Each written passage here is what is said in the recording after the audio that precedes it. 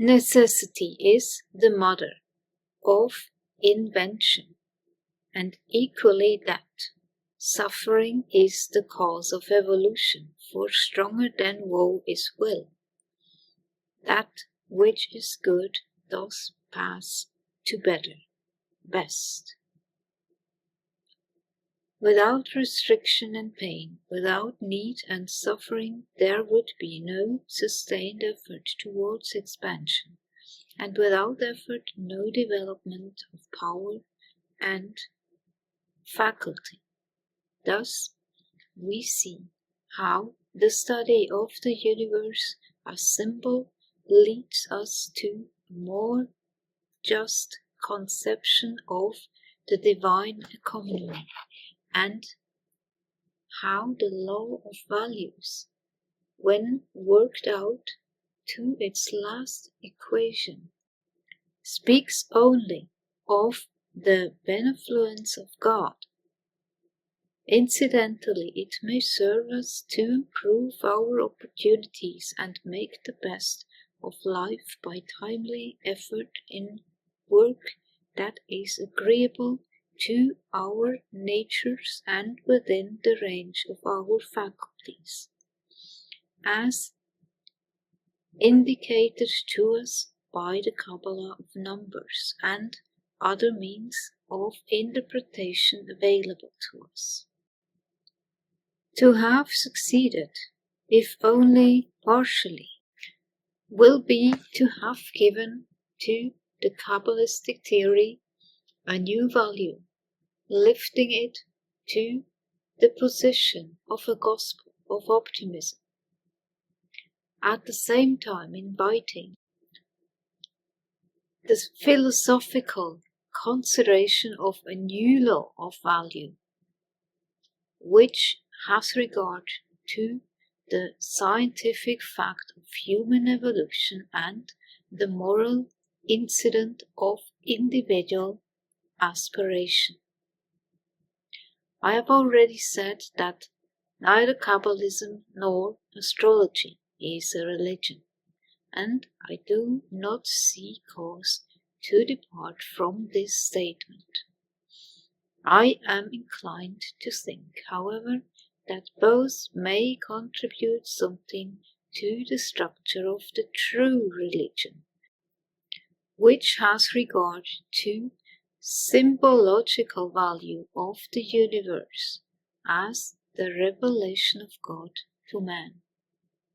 Emerson, in his essay on idealism, has seized upon this idea and embodied it in the following fine phrase, which I venture to quote from memory. The idealist views the world in God. He sees the whole circle of events, of persona and things, not as painfully accumulated, atom by atom, act after act, in an age creeping past, but as one vast scene, painted on the instant eternity, by the hand of God for the eternal contemplation of the human soul.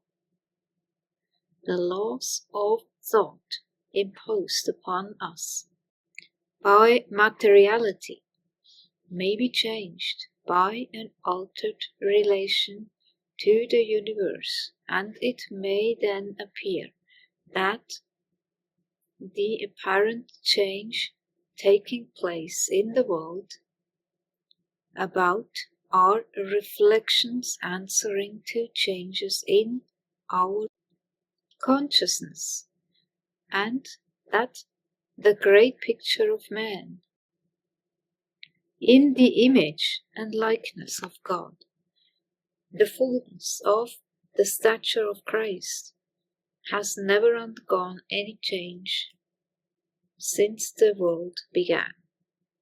So this is the right hemisphere perception. You no longer see the parts, but the whole picture as an image described by Ian McGilchrist. What I had been looking at had tangible correlates in the human brain. And what had I been thinking of? I've been thinking of why there's such a huge difference between what happens to something when we make it entirely explicit and how it loses a lot of its power. That when we take things and generalize them, again, they lose the uniqueness for which we valued them. And that in discussing things, they become very cerebral and disembodied. Now, all this had a particular meaning for me because I've been, I suppose, teaching and writing about literature. And it struck me that the whole effort of the academic enterprise was away from the implicit, the unique, and the embodied towards the explicit, the general, and the disembodied. And that was part of the reason that I became fascinated by what philosophers call the mind-body problem. And that led me into feeling that I could only really understand this if I actually studied the brain and what happens to human beings. So that led to me training in medicine and then learning a lot about the hemispheres of the brain, which at that time was a topic that people had decided was only pop psychology and was entirely toxic to someone, to the reputation of someone like myself, who, who ought to be above that kind of a thing. But to cut a long story short, it struck me that what had happened was not that there was nothing in this terrifically important distinction, but that just we got hold of the wrong end of the stick. So people, said to me, well, since we know that the hemispheres are involved in everything, what's the mileage in finding out the difference? Well, we'd be thinking about only what they did, but the difference was in how each of them did. And each approach, whatever it was, language or reason or in the emotional realm or the spiritual sphere or whatever it might be, in a different way, in a reliably different way. And effectively, this was that the left hemisphere tended to see little pieces and start from fragments and build up a picture from that, whereas the right hemisphere was more able to see a whole and then locate what we often call parts as getting as much of their meaning from the whole to which they belong as they contributed meaning to that whole. So that was really it. And I found that there was probably a very good evolutionary explanation for why these hemispheres are different. And they're not just different in humans, they're different throughout the animal kingdom. And I mean going right down to the most ancient worms and nematode worms and insects, never mind birds and fishes. And that indeed they're there at the very origins of the most ancient neural network we know, which is 700,000 years old. So these asymmetries, the right and the left are different, is there from the very start. So it struck me that to say, well, don't worry about that, there's nothing in it, just seemed to me, well, pretty illogical. And I was fascinated by what I was finding out, which was that there was a whole literature that was ignored on, the differences in animals and indeed in humans. And what this comes down to is that we need to be able to do two things at once that are very difficult to do with one consciousness at the same time. That is to be able to pay very precisely targeted, focused attention to the detail in order to grab something for our use. But at the same time, to keep a completely different kind of attention going to the world, which is open and sustained and on the lookout for anything, whatever. It might be your mate or it might be a predator. And nature's solution to this throughout has been to equip creatures with this asymmetrical nervous system whereby it's possible to shift attention between the realms of the very tiny, narrow attention to a detail, which is necessary, and the sustained, vigilant openness, which gives the big picture. So that's such synchronicity. Started drafting a new mandala with an 8-pointed star, or sun, whatever you want to see it as. That was on Monday. Yesterday. And then all I saw in my mental image, in my mind's eye, was just this, how to draw it, with a rays of phoenixes coming out of this star. And I had no idea there was so much symbology about the 8-pointed star. Quote, I began searching for a Baltic symbol I could use our new dialects of art program, since that is my ethnic descent.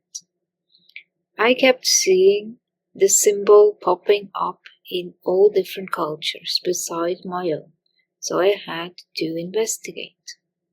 I first came in contact with the 8-pointed star on my Estonian and Latvian dolls that were sent to me by my relatives in the Baltics.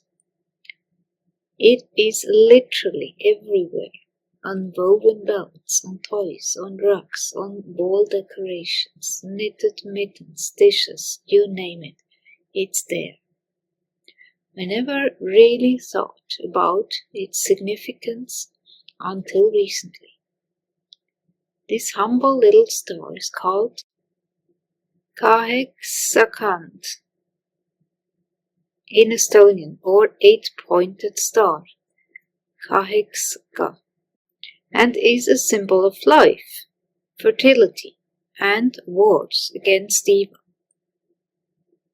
That's so synchronistic. In Latvia, the hashtag looking symbol with 8 lines is called the Aka, or the well, and is a symbol of the place where heaven and earth meet. That's like the middle point of the yin-yang, that dot in the middle,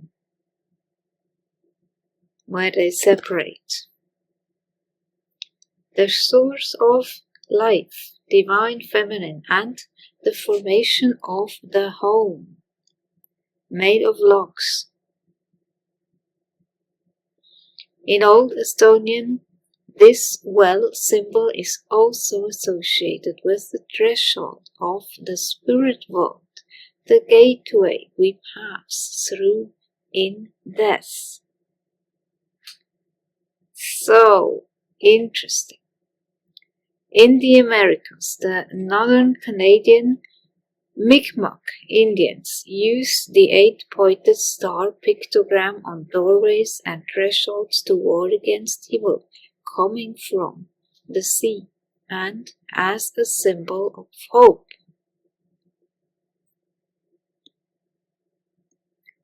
They call it Vapenyak,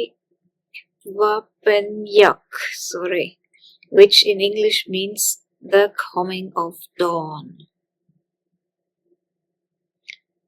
Egyptians believed that it represented 8 deities, 4 male gods and 4 female gods, known as the Octode. A universal meaning of such stars is that they stand for life from our birth to death, and the wisdom we all possess, no matter how rich or poor we are. In other northern European countries, the star is used for hope, balance, and harmony. It has also been called the Nordic rose and resembles a blooming flower and the compass rose. This is so beautiful.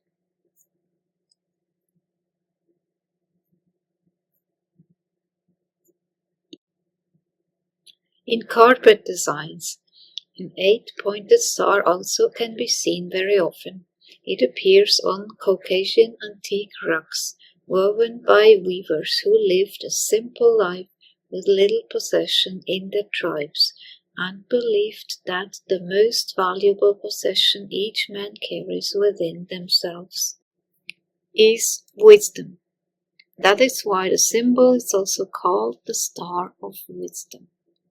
In Persian rugs, the star is a symbol of good luck and spirituality. A similar meaning is connoted with Turkish rugs, as the Turks believed that to see a star in your dream will bring good luck to you. Generally, in Oriental rugs, stars are symbols of protection against evil, summoning up the happiness. An 8-pointed star may be also connected with some kind of spiritual revelation. Many names and slightly different meanings mean one thing, that is doubtless. The symbol is very old, used for centuries, and as the meanings are all positive, one can be sure that buying a carpet with an 8-pointed star motif will bring good luck to his home. This 8-pointed star in particular is intriguing as it is almost universal in its meaning and widespread in its distribution. It's nice to know my ancestors were in good company when they looked up into the sky and contemplated all that was governed by and held accountable to the stars. And about the phoenix, this is where the phoenix energy becomes unmistakable. Solar storms burn away excess, outdated identities, emotional debris, nervous system overload, much like fire consume what cannot be carried forward. What remains is the essence, your essence. The phoenix does not rise untouched, it rises transformed, having surrendered what once defined it but no longer serves its evolution. Because such knowledge and experiences serve to make my life more meaningful. I have learned from my elder mentors that a closer relationship to nature does indeed bring meaning to our lives. I believe we are all children of nature. As a traditional native healer, and like my mentors, I am not only concerned about individual healing cases and situations, but also about collective healing needs, healing of the individual in relation to the community, and healing of communities in relation to our environment. I am concerned about people gaining spiritual knowledge so that they can develop spiritually and heal their relationship with earth and nature. Otherwise, we will continue to have a sick society. The earth should not be treated as an enemy. We cannot simply assume that we have sole dominion over our planet. The earth is a living and breathing organism that we depend upon for survival. When we get out of balance with nature and the earth, we become sick. And a lot of people are sick today because they have allowed their society and communities to harm, hurt, molest, torment, desecrate, and exploit nature without just cause. To treat nature without proper reciprocity. Life proceeds in a circle. What goes around, comes around. So much has already been lost because of civilization, technological progress, industrial development, and pollution. With this desecration has come a loss of knowledge, values, and spirituality. In the meantime, Nature cries out to us all for help. It is constantly communicating to all of us. But most people in modern society are not even aware of it, or they haven't learned how to interpret the communication. Wouldn't it be nice if we all had similar connections with nature? I believe we can. But we must first change the way we think about nature and how we relate to the earth. Nature symbols. Our animal, bird, and other nature relations are imbued with extraordinary life-giving powers and knowledge that can help us to survive and succeed in life. But in order to use this knowledge, we must also learn the laws of nature. For example, there is what I call the law of cosmic duality, which means that everything in our universe and nature has two sides to it, the physical and spiritual. I also believe there is a law of reciprocity. We just can't keep taking from nature without replenishing or giving something back in return. Otherwise, we break the sacred circle and become responsible for creating our own problems with nature. Shamans have a primordial and special kinship with all things in nature, and as a result, they understand nature's language and laws. They understand the symbolic communication from nature, and they communicate nature's meaning through their own system of symbols. For example, the regalia and artifacts that are still used in ancient native rituals and ceremonies. These objects may include eagle feathers, bear claws and teeth necklaces, deerskin hides, sacred pipes, elk hide drums, rattles made from deer hooves, turtle shells, plant gourds, wolf hide capes, raven feather headdresses, medicine bundles, and ancient wooden masks, all symbols of nature's communication. In fact, most indigenous artifacts and regalia are reflections and manifestations of the natural objects and symbols that come from nature. Power objects serve as a direct connection to nature. Understanding the meaning and value of these symbols in mythology and ritual, and as they appear in our daily life, and using the symbols in a religious and spiritual way reminds us that we are an integral part of nature. We are not separate from it, as the Western value system teaches us. The Marakat Lapa highlights the spiritual and mythological in her art, an important part of her upbringing and storytelling. She means that Sami mythology, with its wisdom, can contribute to a more respectful society where young people feel better.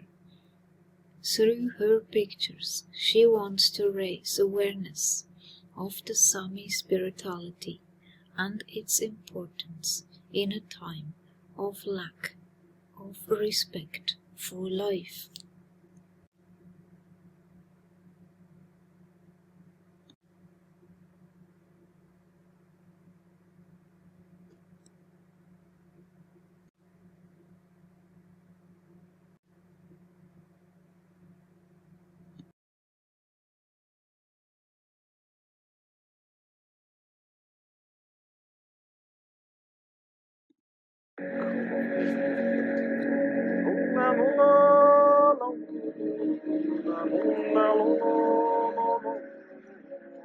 We had an agreement with the land for so long to take care of the land, and the land will take care of us. We still have rivers and we still have lakes where the water is pure. We can drink from the lakes.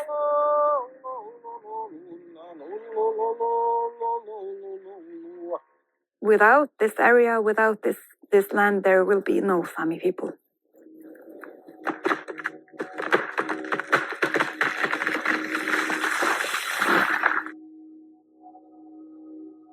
They are impacting the nature every possible way.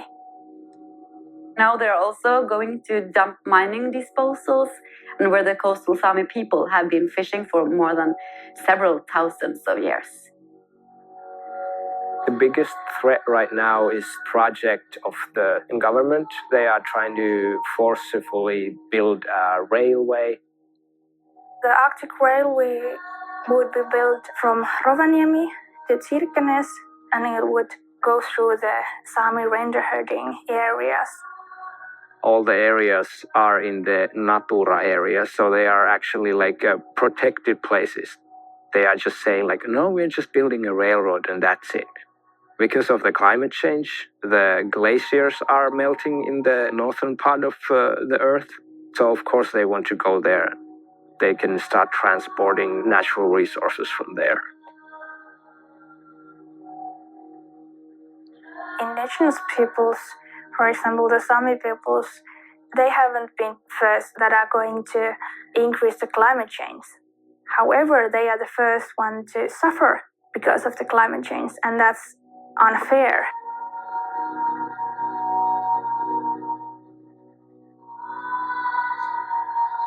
This isn't wilderness. This isn't a no man's land. This is a nomad's land. It's the wind power plants, it's the hydroelectric power plants, it's the mining, it's the predators, it's the roads, it's the railroads, the cities, and it's all of these things combined that makes the space more and smaller. It's hard to be fighting all the time, and we are supposed to be at the mountains and herding the reindeers. We're not supposed to sit in courtrooms and to use energy at paperwork. We should learn from the indigenous cultures. Like, that is one way to actually survive, to start to think more indigenous, to get those senses back, because we're losing them, to have a clear mind, to smell, to feel, to hear. And that freaks me out. And in modern society, you have to produce and deliver, and you have to explore and exploit them. In the Sami reindeer herd, you should not set any traces.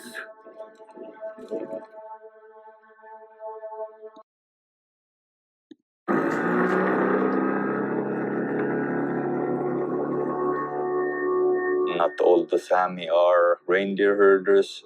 For some, fishing was something that was going throughout the year. Salmon fishing is most important, the way of fishing in my region. A few years ago, the government just changed all the laws and restricted almost all the traditional ways of fishing in the Dietno River. And the only group that actually gained something from these restrictions was outsiders, people who have bought land and built cabins in the Dietno Valley. So that is the higher class of the Finnish society. The ones that are making those decisions are not even here. They are far away, working from their offices, and they don't even know what they're talking about. But the ones that have the knowledge about this area is the people who have been living here.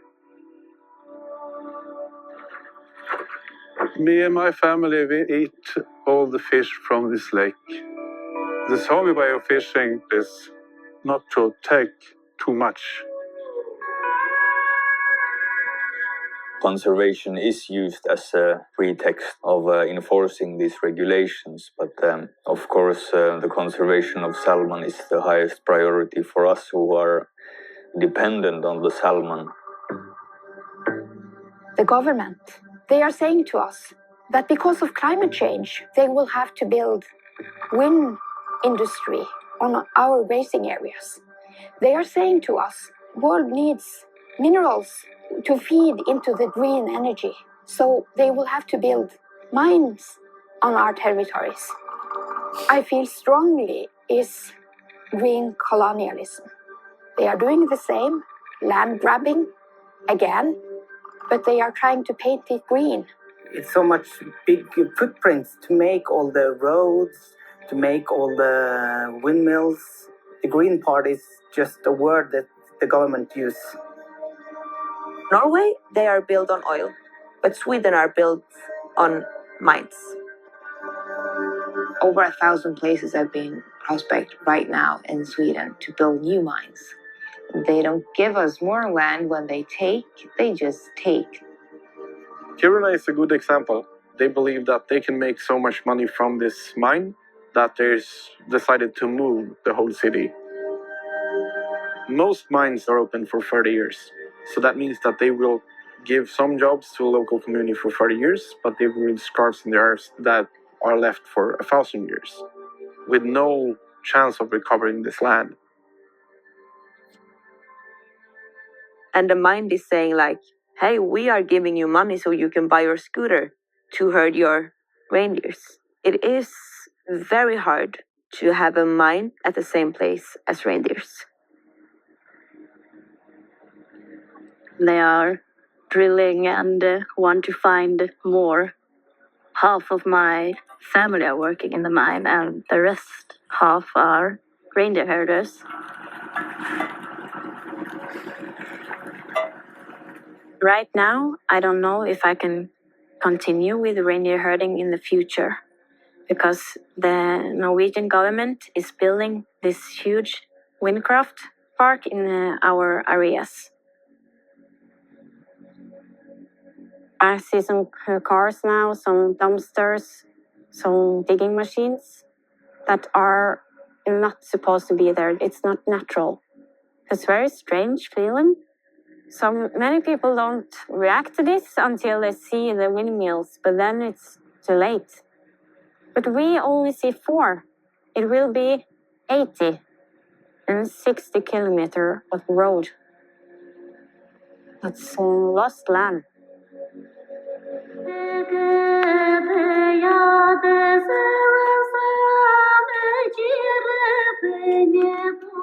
Our border is Russia. They are really fighting already with the gas pipelines and the oil pipelines and how their migration routes have stopped and they can't go with the reindeers anywhere. And if they do and fight against them, government agencies would just take them and put in the jail or say something like that you are a terrorist. The colonial story has been hardest there. There are not so many Sami, and it's much more pressure than like in this region where we are more Samis than Norwegian people.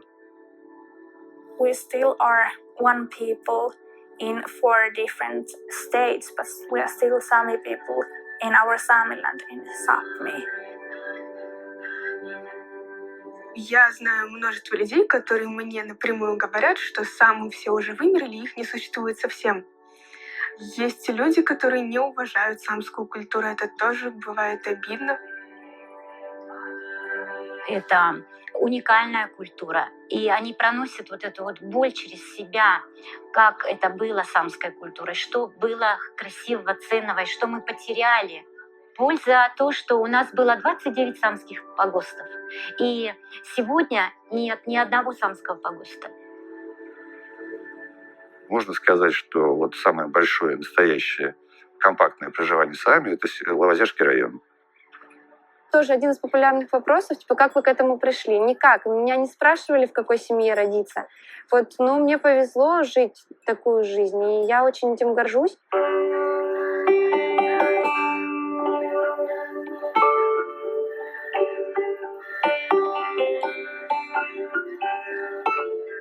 Мы с вами находимся на месте традиционного проведения нашего любимого праздника «Самские игры». По-самски это звучит «Самсир».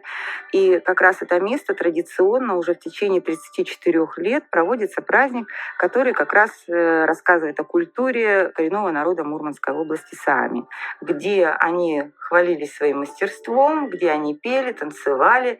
Также присутствовал национальный спорт, потому что национальный спорт у самов – это именно те навыки, которые дети могут приобрести для дальнейшим занятием традиционным своим образом жизни. Рыбалкой, охотой, оленеводством. Те люди, которые не знакомы с культурой Сами, они могут приехать на эти игры. Они могут все посмотреть, поговорить, пощупать руками. То есть вообще познакомиться наиболее полно. Ну и, конечно, самский футбол. Он у нас уникальный. В него играют только женщины на определенном поле болотистом, с мячом, специально сшитым для футбола. И, как вы заметили, в сарафанах, которые усложняют задачу забить мяч в ворота. There are different kinds of Sami people because of the Sami language. There are 9 Sami languages throughout the wide Sami land. There are South Sami area in the south, and then there are all the Sami languages to the Kola Peninsula. You can always communicate with your neighbors, but the further away you are, the harder it is to communicate. Northern Sami people, I think it was like 20,000, 30,000 speakers. And Skolt Sami and Inari Sami, they are endangered languages. It's only 300 or 400 speakers of both of those languages. Some are died out because it's so few that can speak these languages. When we were at school, we didn't learn anything about the Sami from the teaching books. Maybe a page or two. Лингвисты и филологи считают не диалект, а считают каждый язык. Который я знаю, это на Мотовском, где я родилась, на Тазерский, вот где я сейчас проживаю, потому что я с 3 лет здесь. Сонгельский, это на территории Финляндии, Позрецкий и Петсамский, там, где родилась моя бабушка. Я и сам самского языка по-хорошему не знаю, потому что в свое время нас как бы отлучали от него. Now we are building up the number of speakers. I'm a teacher myself, and I find it very important to learn their original language. Мне важно, чтобы хотя бы на каком-то уровне сохранился самский язык. Пока есть дети, говорящие после нас на самском языке, быть самскому народу.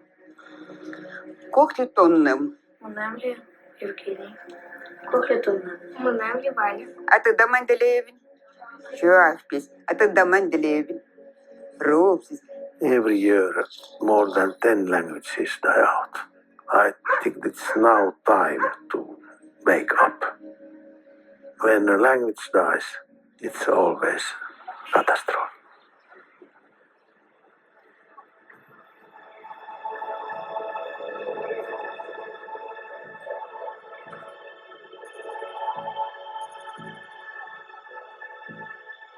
In 1968, the Norwegian parliament decided that they would build a big dam to get hydroelectric power. And the dam would be built so that the village of Madse would be underwater. And there were demonstrations. They even considered to use the army against protesters. We cannot put up with the combined Norwegian-Swedish armies, so we have to outwit them. I decided at least that I will try to convince people that we should do a hunger strike to stop the Alta Dam project. Sami women of Madse, they came in the Minister of the Environmental Affairs office, and they refused to leave. Representatives of my people were ready to die for our issues. And that affected me very, very deeply. We didn't win the Alta issue, but the city of Madse, it exists today. It's an historical conflict. It changed the relationship between the Norwegian people and the Sami people, and it changed the Norwegian democracy. Shamans believe that we are one with everything. This deep kinship with other beings allows us to assume another's shape and garner another's wisdom. By so doing, we come away with a different perspective. The illusionary barriers of the Western cultural paradigm which separate us from the natural world fall away, so that we are once again relating to the world in the way of our shamanic ancestors. I was recently asked why I believe that working with ancestral energies is so important. My answer is because they directly affect how we live our lives. While our ancestors may no longer be alive in their own bodies, they continue to exist in ours. In every one of our cells, we carry a sacred bundle of many thousand generations worth of genetic material that was given to us by our ancestors.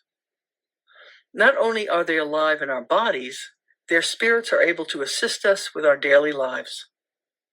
A series of studies done in 2010, published in the European Journal of Social Psychology, compared those who thought about their ancestors with those who made no preparation before taking a series of problem-solving and intelligence tests intended to measure how effective an individual is at meeting the challenges that may arise in everyday life. The results of the test proved beyond a shadow of a doubt that people who considered their ancestors before taking the tests received significantly higher scores. Reconnection with ancestral energies imbued participants with better intellectual performance and enhanced their ability to find solutions. In other words, connecting with our forebears, even through memory and imagination, enhances our ability to accomplish the challenges of life with more ease and confidence. Interestingly, the tests provided the same results whether or not the test subject knew or even liked their ancestors. In every situation, simply thinking about their ancestors, even imagining them, provided the participants with a clear advantage. It's now possible for us to see that the quote-unquote primitive tribal cultures across our planet that venerate their ancestors have had the right idea all along. Simply by keeping our ancestors close at heart and in our minds, we are far more able to solve the emotional, mental, and physical puzzles that life presents us with measurably more skill and grace.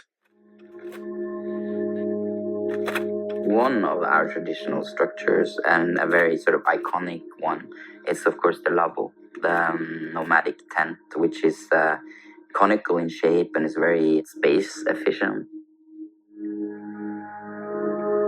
It's a home that is very easy to take down and put up wherever you need. There are certain things that you have to do when you're putting it up. The most important is that you ask permission from the land to put up the tent or the lavo, especially if you're going to sleep there. And in the Bible and Christianity, they teach that the human is over everything, above nature. In my way of thinking, what I've learned, human is a part of nature.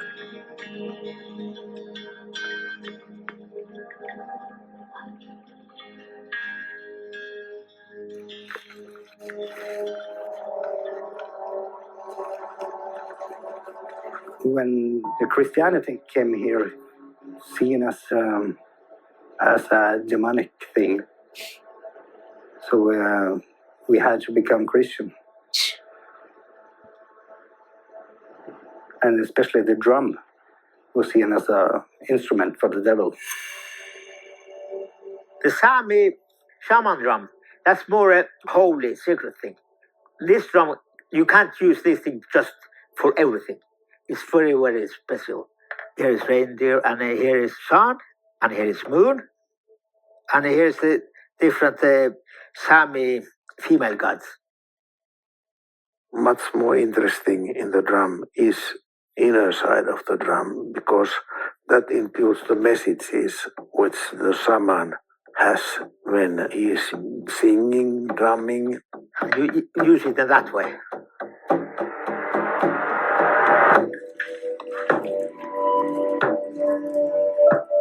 The shaman was a very important part of the tribe. There are different layers. We have the human level, then we have the upper level, and the netherworld. And there is an interaction between these three levels of the universe. And the role of the shaman, the duty of the shaman, was to go through that road. So the shamans say, I can heal the pains of my people only.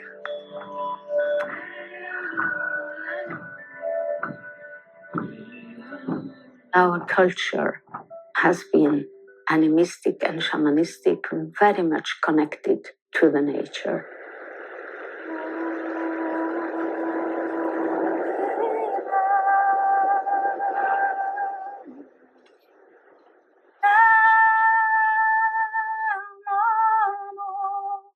when you look at all the beautiful, colorful things we have in our culture and you hear the music and the stories, it's like, how on earth can they brainwash people to hate their own culture? What is the JOIK? The word JOIK is coming from the JOIKat, which is a verb, how you perform. And the melody name is Luhti. JOIKing, it's an oral tradition, and it's something that's been taught from father to son, from mother to daughter. Every child had his or her own JOIK when he or she was born, like her or his name. We give people a JOIK, and that's a really, really big gift. Maybe the biggest gift a Sami can receive as your own JOIK. In Basque Luhti, the words are his name, and I'm saying that I am going to JOIKat my husband, and I tell about things that he likes to do. He likes handicrafts, or be out in the nature. He likes fishing.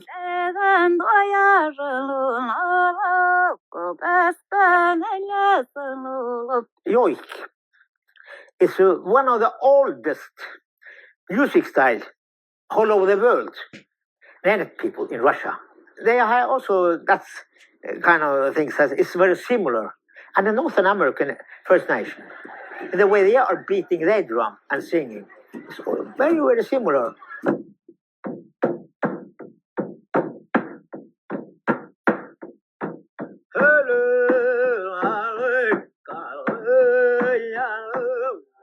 We don't sing about. There is not a distance.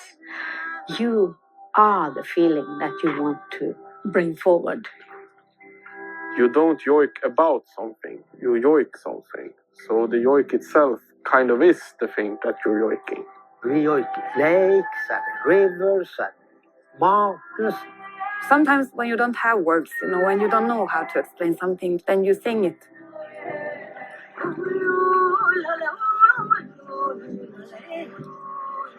Traditional JOIK from the reindeer Samis are sort of more expressive in the way of intensity and not so much melody, while in the coast melodies has been important and telling the stories through a bit more words. Oh no, no, hey, oh, There is a power to it. If you know the JOIK, it's like the strength from nature.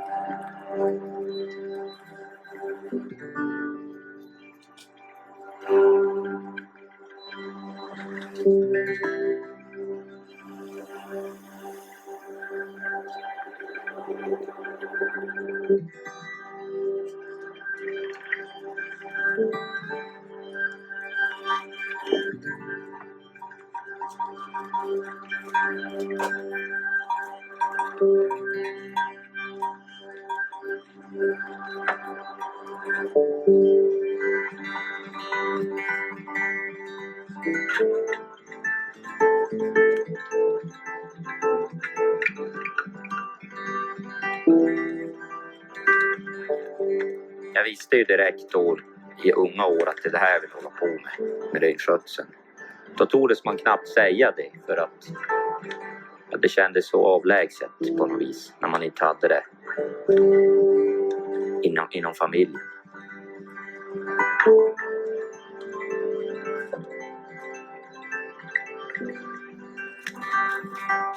Det är ju så idag att de flesta ärver ju.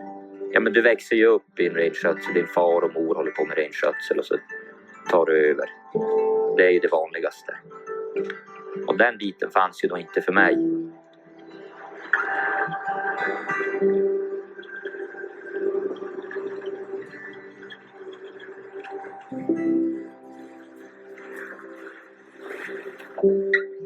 Vi har ju haft i den här byn har det ju varit dålig återväxt på renskötare. På ungt folk. För det ska ju vara ungt folk som driver rena. Men det är ju så också den dagen man dör så man får ju inte något med sig då. Och då brukar de ju säga att det är ju bättre att ge med varm hand med kall hand.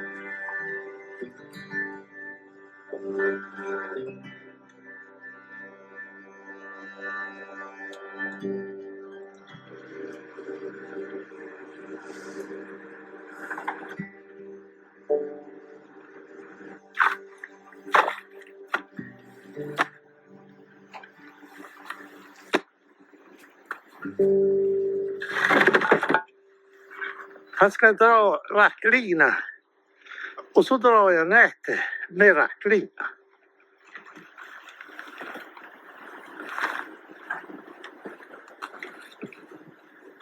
Äsch. Du ser hur han tar, snäckt han tar. Han ska ju bara mot motorsåg. Vi får börja om. Kanske det blir som för gamlingen som låg på dödsbädd. Och så kom förresten och skulle ge en sista. Och hällde, han låg halvöppen. Och så rann ju vinet. Rann så här ömsligt. Och sa gubben, nej, sa han. Det ska jävlas in i det sista. Och så är det väl med det här också.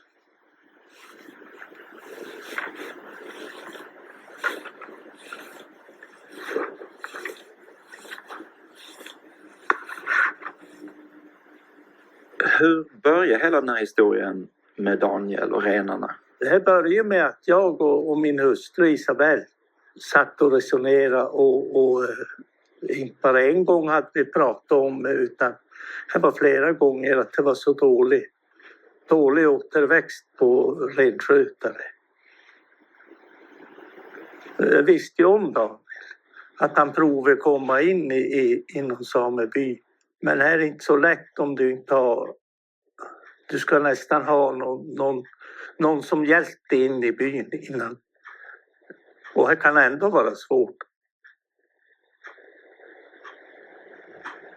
Då pratade vi, men jag sa han får renmärke och rena av oss om han flyttar.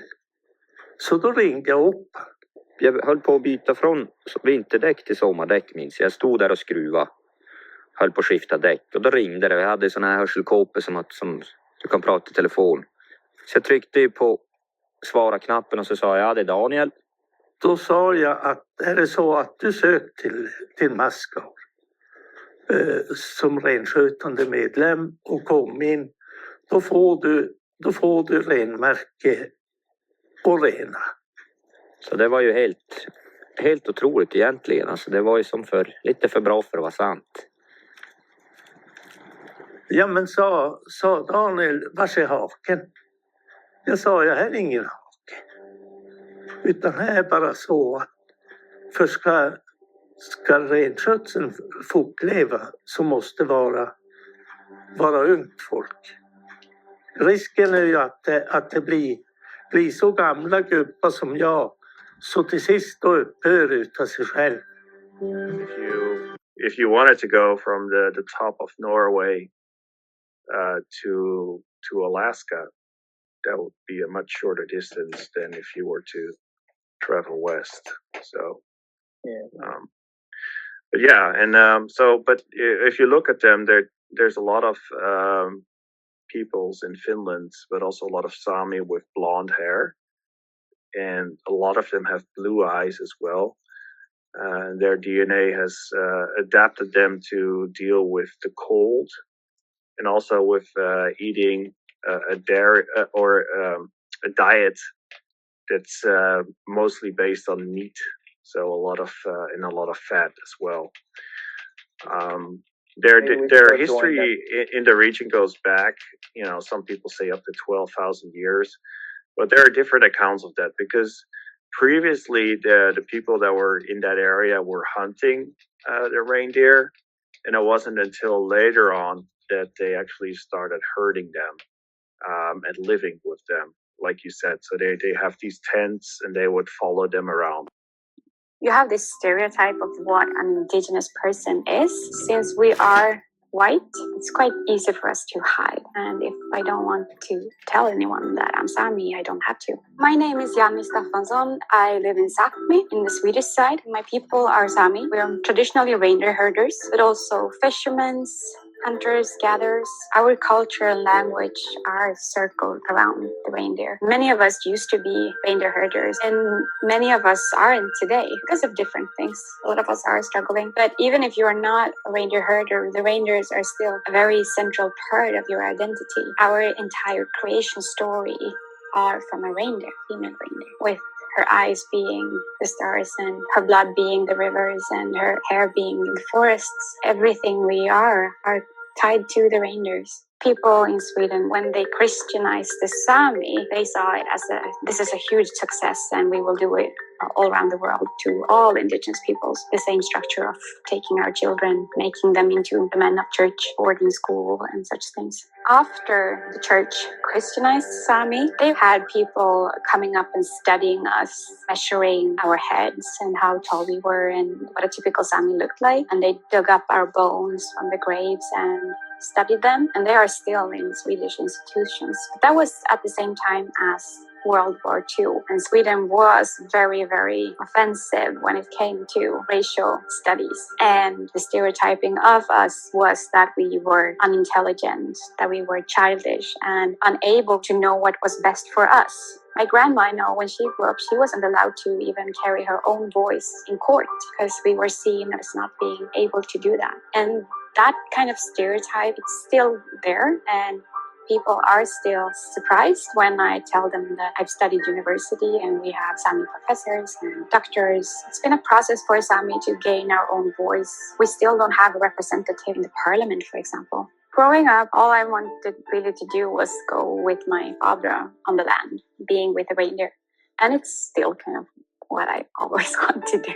When you grow up in a reindeer herding family, you are supposed to take care of the smallest reindeers. You grow up quite fast because you are responsible for that life. You have to make these difficult.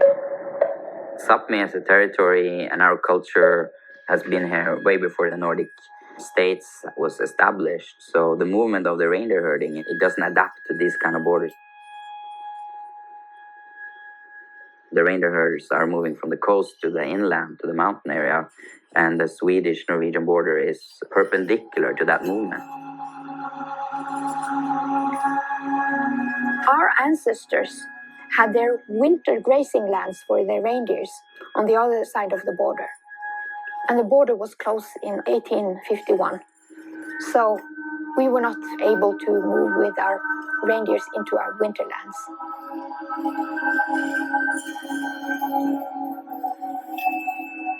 The states claim that no, the Sápmi doesn't exist. They say this is Norwegian land and across the border it's Finnish land. And in our understanding of geography, then it's, of course, it's Sami land.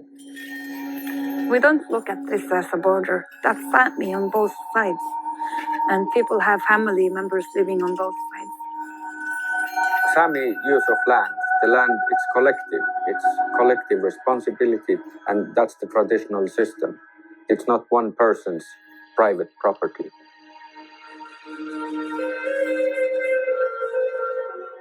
I think one of the most important things is the understanding of time. where we just like follow the clock and we follow the hours and we follow years, and it's always a year after a year. But it cheats you in a way because nature doesn't work like that. You can't fish by the clock. You have to fish by the weather, by the stream, by when the fish is there. So the clock doesn't matter anymore. In everyday life, time is determined by nature, and you just have to follow.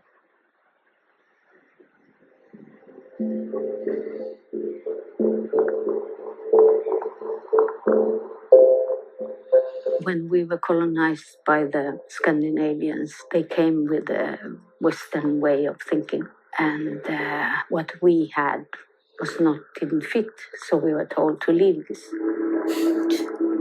They put the Sami people high up in the mountains, in a kind of reservation, like the Indians, similar.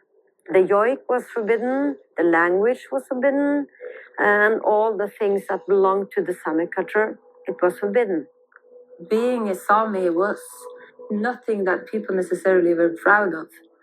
A lot of people, they just try to hide it. Every time when people talk, oh, you look like Sami, I drew away. I was also hit and beaten because of that.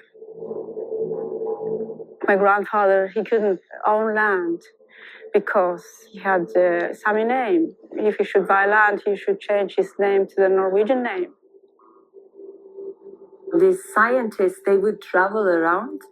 They would measure the skulls, like the length of it and the width of it. If your skull had this kind of shape, you would be looked upon as someone that is below. And very often, of course, Sami people with their measurements would be looked upon as someone that was below. This is some of the tools they're using to measuring the skull and the cheek. So all these tools even had a little sign that was saying made in Sweden. It was a warehouse in Uppsala with more than 40 Sami skeletons. It's a female and it's a Sami born in 1886. But it doesn't say Sami, it says Lapp. They had a law that said laps should be laps, and it said that when you're herding Sami, they should have some rights and some privileges, and the other Sami people, they should be assimilated into the Swedish society. In Norway, they had another kind of politics where they said all Sami people should become Norwegians. They should speak Norwegian and they should forget about their Sami heritage. Material culture, language, historical sources, folklore. When you combine all those things, you find that the land is scattered with Sami stories, history, and it's long, very old, and much before the Vikings. Especially the northern ones. There's many different tribes of Sami people also. There are the Finnish tribes. We didn't have any borders in the north. Border is a new thing. And it was actually closed after Second World War, first of all. So we're used to moving freely because we are hunter-gatherers. You need to follow the food all the time. Yep. And that's, we've been up there for at least 12,000 years. Can you imagine? There's traces of people living in the north for 12,000 years. We never left. DNA tells that it's a continuous line of people, but of course new people have come there. And everything was floating very good up there for at least up until maybe 500-600 years ago. And then the Christian priests discovered that there are some wild people in the north that, that have this crazy wild spirituality. Our spirituality is strong, deep, can be dark in a way, because the further north you come, can you imagine what happened with the spirituality of people when the sun disappears from your land for months? And so we are working also with everything there is, the darker forces. So the priests, when they came up there, they saw these wild people that moved around. We didn't have like proper clothing. And our shamans were using the drums, and it was a sort of a trance spirituality. And when they heard us sing, They say that, this singing, this JOIK is so ugly, they have to come from the devil. So the witch hunt was crazy up there. Where I come from is a little village on an island on the very tip of Norway. It's called Vardø, Wolf Island. That was the center of the witch hunt because the Catholic Church thought that devil lived far, far north into the darkness of the winter, and he entered earth up there. So they hunted a lot of my people. Over 100 people were burnt up there. In that little community, 1/3 of them were men. So they took out the Sami shamans, the Noidis first, and then the women. And after that, we were under Denmark for 400 years. And that was the time of the kings. And the kings, they want taxes. So for 200-300 years at least, we were taxed by 3 different countries, 3 different kings. The king of Novgorod, the king of Sweden, and the king of Denmark. So we used to be very resourceful. We were hunters, we had furs, we had dried fish, the bacalao fish, that's the Sea Sami tribes. And they took everything away from us. If you were accused for witch hunt, the church will take all your belongings. And they also said that Sami people are not real people. So they are not allowed to own any land. So they took the land away from us. That law that came in the 1800s, it just was lifted in the 1960s. They took our kids away to border schools for a couple of 100 years. The kids didn't speak any Danish, but they were forced. They were not allowed to speak Sami, no parents for like most of the year. So the same story from Native America and Canada and other places also happened with the Scandinavian tribes. The same with the Finnish people, the Kven people. So it was very traumatic, and it was only in the 1980s we started to gather the tribes. We made our own flag. It's a beautiful flag with the colors red, blue, white, and green. No, not white, red, blue, yellow, and green. And we got our own little parliament. So we're not deciding anything. We get some money from the states, different lands, to support our culture and teach our children, relearn the children the Sami language.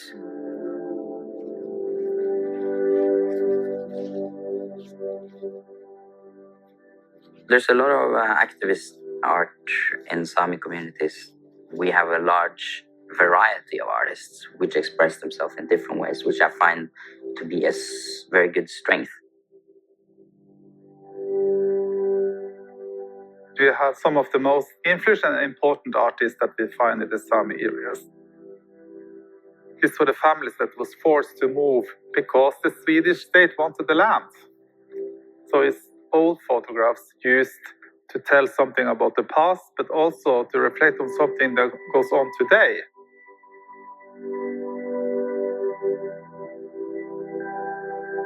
This is something that you normally find on a woman's dress.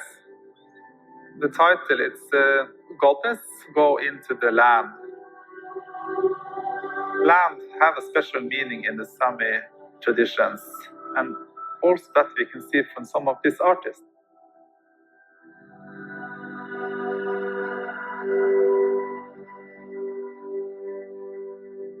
This is a piece that's very relevant today, despite being approximately 20 years old. And it speaks directly to a lot of the issues that are on the table now with the sort of truth and reconciliation process, having to do with repatriation of human remains, the use of Sami people as ethnographic research objects, and really reminds us of the power of art as well to play important roles in those discourses. It's a very strong painting that wants to say something about decision making and also politics, and how that changed a lot of the life for the Samis even today. For Anders Schunner, this is also quite personal because he came from a family that had been struggling with the Swedish system for many, many years. So he say art is the way how he can reflect and communicate. if you're blowing up stuff, then the government have tools to take care of you. And that's why I started thinking that what can I do that the government can catch me? And that's through art. So I'm using quite many family members and relatives in the pictures and real politicians. It's almost like documentary paintings with a twist. You don't have to be a Sami to maybe understand what you're seeing. You can be another minority also. Politician in Norway was really angry that I painted the big bird, the Arctic grouse, in Alta on a wall. And they wanted to paint it over, and people wanted me to never come back to Norway.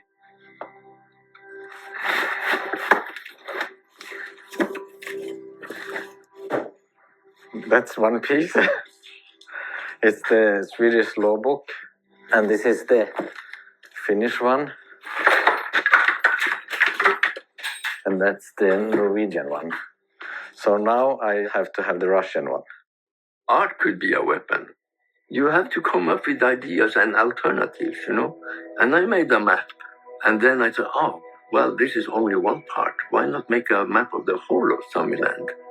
I went to the cultural department in Oslo and asked to get funding for this. And they were a bit comprehensive because they thought, oh, a map with the only Sami names. And no national borders. And no national borders. Yeah. I knew this would be the case, so that's why I decorated with a lot of cultural items around it, so it should appear like a work of art. I wasn't born until the age of 35. I was making this performance that I called Feast. I tattooed myself as a Sami drum. And I was serving food on my own body for everyone to come and eat from it. Everyone else wants to tell you who you are and who you should be. And you're supposed to just give from yourself all the time. Activism, to take back our culture and to put it back on the map and make it become alive again. It's important to me.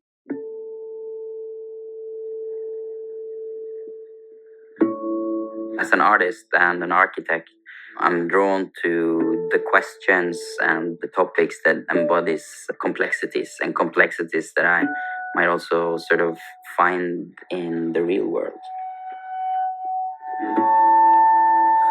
I think musicians are super interesting in the Sami world because you have this very long tradition of Sami musicians sort of adapting the traditional JOIK to new modern forms of music.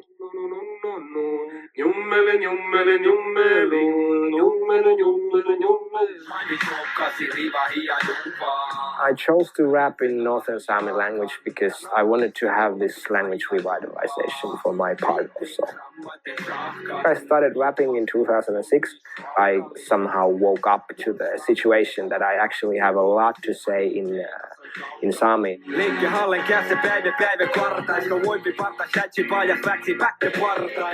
I want to speak about important issues in the contemporary world and what kind of challenges Samis are facing today. And also, as a young person, how do I feel about this pressure?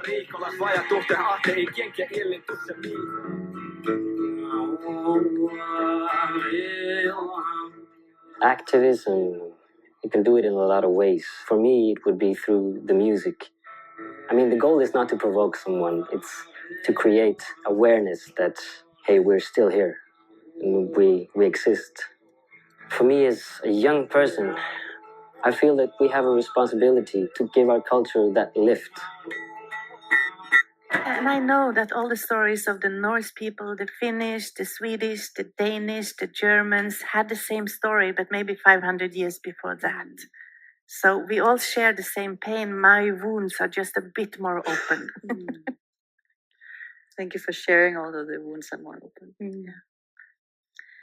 I would love to ask you also, from your perspective and from still having a culture that is so deep and so long and still so alive, what can we learn as the eco-villagers. You know, we are a movement of rebellion in some way, a movement of trying to create pockets of something different in a world where we don't feel so much connection, where we don't feel that there's so much care for the land, where we don't, in some way a reactionary movement. But what can we learn from you, having actually stayed in many ways connected to your roots? Yeah. Yeah, we are very lucky, the Sami tribes, because we've been on our land for 12,000 years. It's still there. And I used to say that there's a technology on every part of the land over the world that is built between the people and the land and the plants and animals and the spirits. And that is 1,000 and thousands of years of connection. And it's still there. So wherever you land, wherever you put up the eco-village, there's a technology there, a spiritual technology that you can go into. You can revive that. You don't have to make everything up again. Find the wisdom keepers of the land where you settled. Bring in the elders. Let them tell you the stories. Who were living there? Where do you find the food? What has been there for a long, long time? How are the songs? Make the people that live on that land that you choose for your village to tell you. And then you sit down with the spirits. You map the land. You ask the land, where should we put up our village? And then you ask the land and the spirits, how can we serve you? We are coming here with good intentions. How can we be servants of this land? How can we invite in the animals that live here, the plants that live here? How can we cooperate with the plants so that the earth can be even more fertile? And I think to choose a landscape that will sort of fit the community. And if you are maybe harvesting something that doesn't fit on that land, you should choose another part of the land.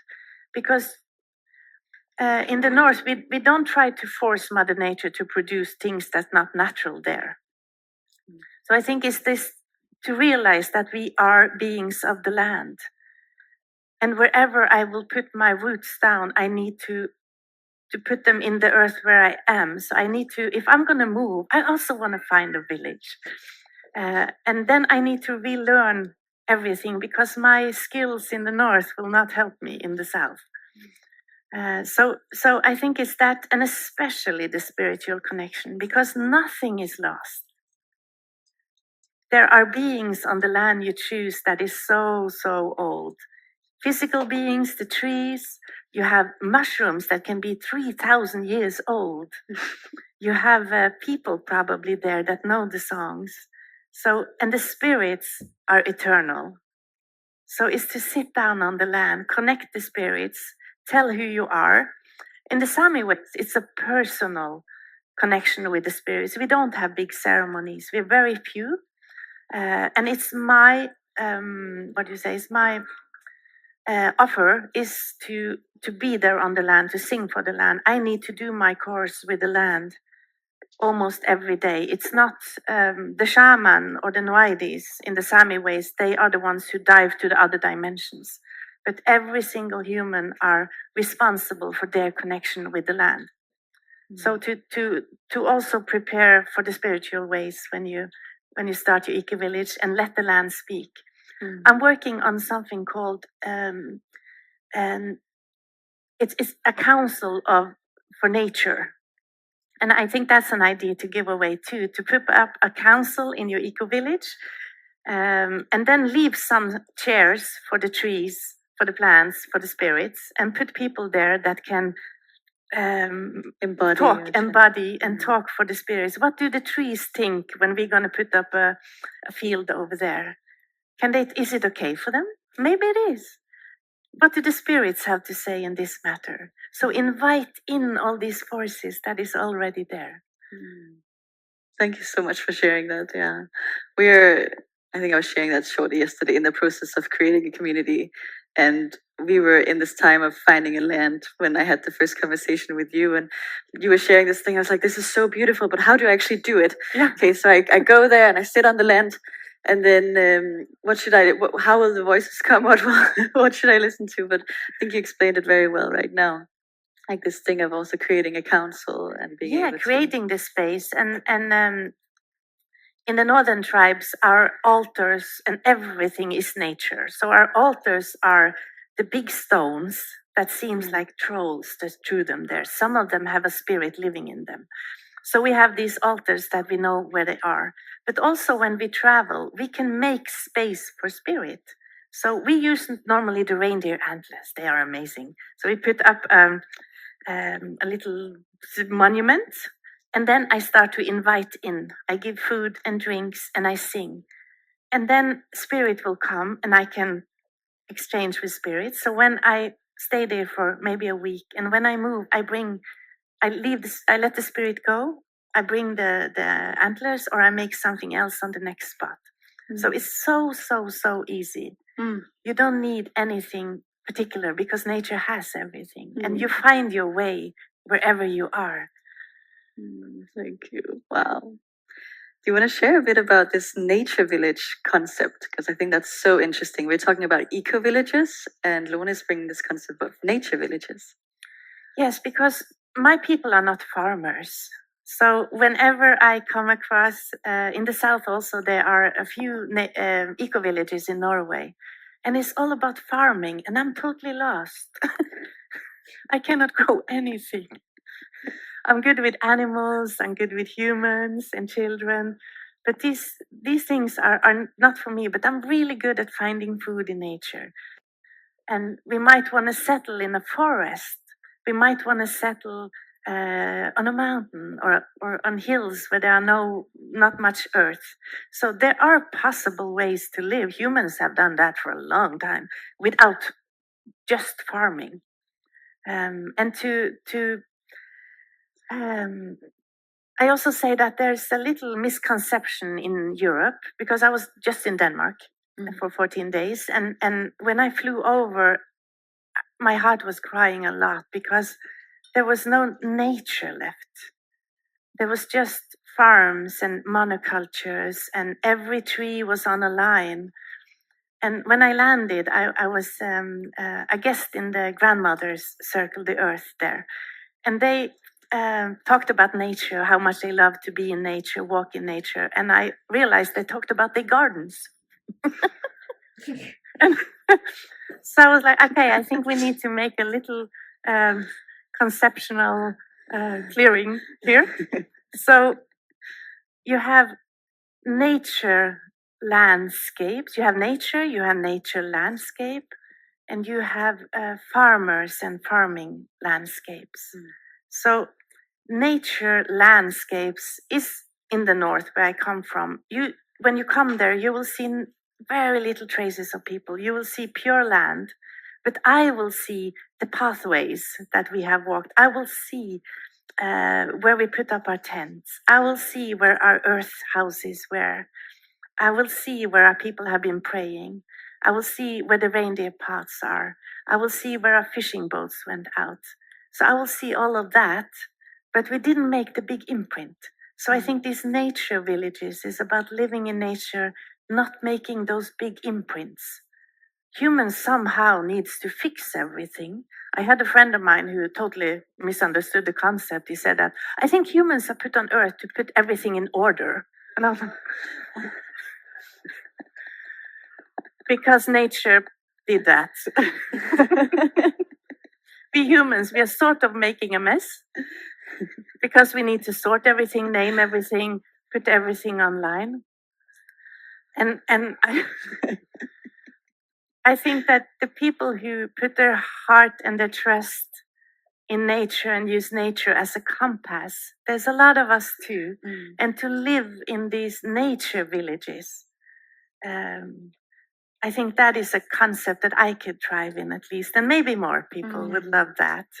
Yeah, I wonder how we can integrate that more into our eco villages that are all over Europe. Like this idea of also land protection and how to actually, do you want to talk a bit about that? How do you think we can bring that to our eco villages? The eco village, I think, is, on the old days, there were houses and fields. But what if you put up other houses a bit further away from each other, a bit further into nature, where those people can live. The people that needs to have nature around them, so that they can be protectors in the forest or on the hills that still are connected to the village. That's one way. I started up a new religious society in Norway. We are just waiting for the acknowledgement from the government. That's called Nature People, because it's in Norwegian it's called Naturfolk, and indigenous people is called Urfolk. So it's just bringing more people into the indigenous frame and protection. And that is to hack the matrix of the government. Because the government, you cannot, but if you are environmentalist protector, you cannot get any conversation or you cannot enter the government. They are like closing the doors. You can stand outside and bang on the doors and yell, but they will not listen. But they have one concept called religious protection. And for me, that's a back door. So if we get that acknowledgement, the governments have vowed to protect people's religious rights to do their religious ceremonies. And as indigenous people of the land, our mountains are the most sacred thing we have. We have sacred lakes that is, well, the story of the mountain is that our heaven is not in heaven. Our heaven is inside the sacred mountain. Almost the same as the Buddhists have, I realized suddenly.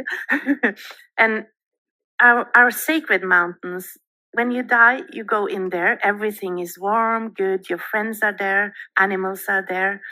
And there are some entrances you can enter the mountain alive to. And some of them are these sacred lakes that are this upcome of water. If you're very brave, you can dive down there. There will be a double bottom, and you can go and enter the mountain from there. And also the river that flows from there is sacred for real. And in the governments today, there's a protection of ancient religious sites. There's a little protection. So if there's a road being made, they will think about it and then do it anyhow.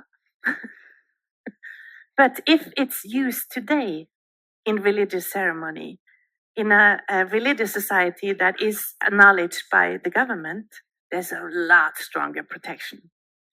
So this is the way in Norway, at least, we're going to protect the sacred mountain, the river that feeds all the people there, the sacred lake. So this is one of the ways to hack the matrix, because I think we're not people who fight. We're not warriors like that. We need to fight in our ways. We need to find the ways in to talk, because I always say that the system is faceless and rootless, and it rolls. It has its rules, but inside the system, there's a lot of good human beings. Yes. So it's to get the entrance there, so we can use our warm, loving ways to protect what is dear to us.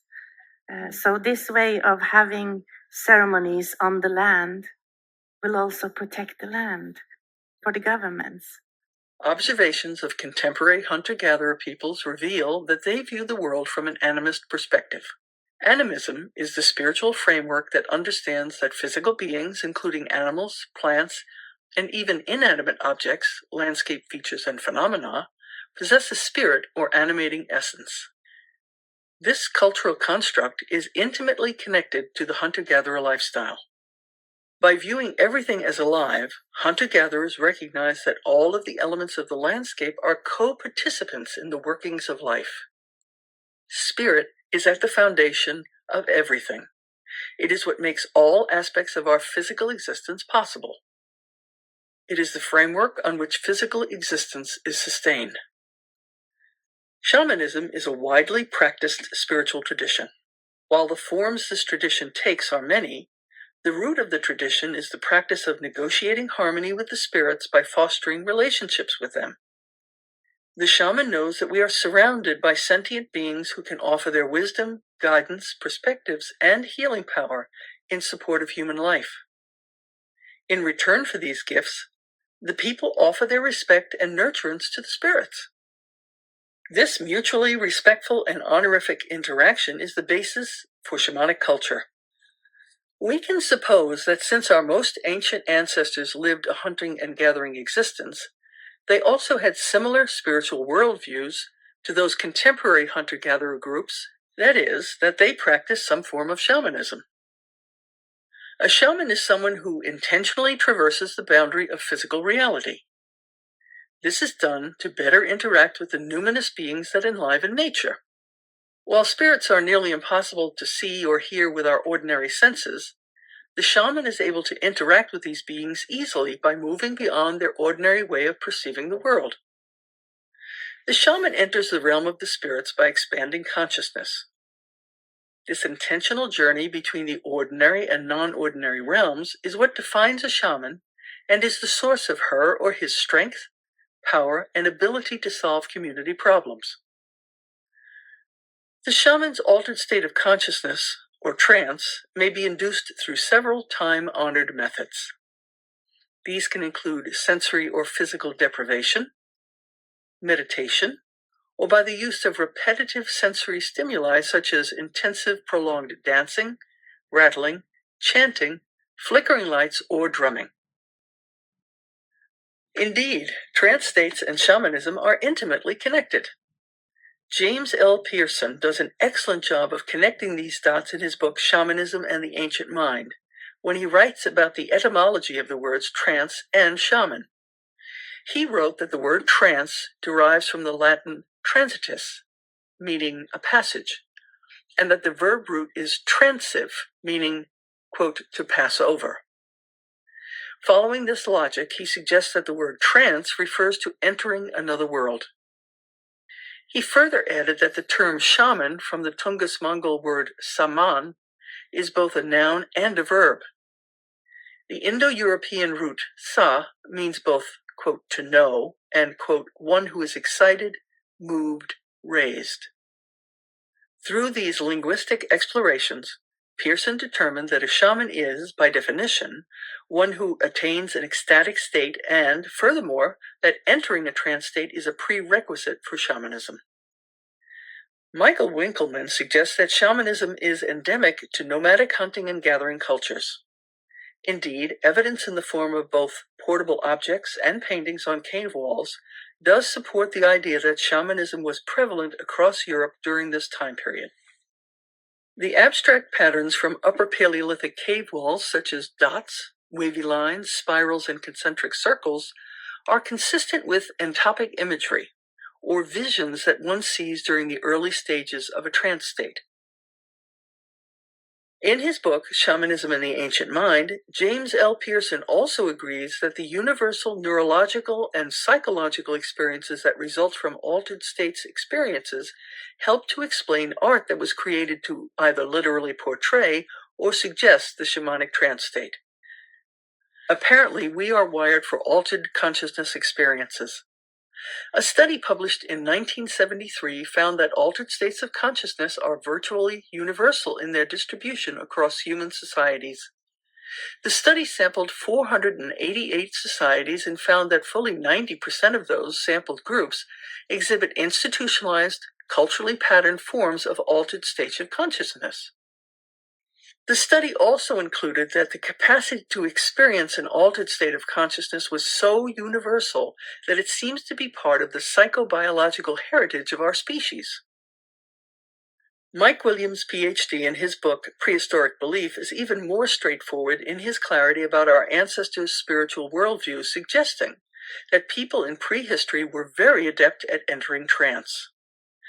During these trance states, they would befriend the spiritual entities they met and treated those beings and the realms that they inhabited as another aspect of life. In other words, our ancestors were comfortable with the understanding that there were otherworldly beings and realms beyond our own. It is his belief that experiencing trance states was not an activity that was only limited to shamans. You see, our Homo sapiens sapiens ancestors had fully modern brains. As such, they were capable of, quote, higher order consciousness, close quote, which is the ability to conceive ideas of past, present, and future, of the dreaming and waking states, and of altering consciousness. Like us, these people were also capable of holding on to the memories of dream and altered consciousness experiences. As a result, this higher order consciousness allows us to remember and relate different experiences of consciousness to our everyday existence.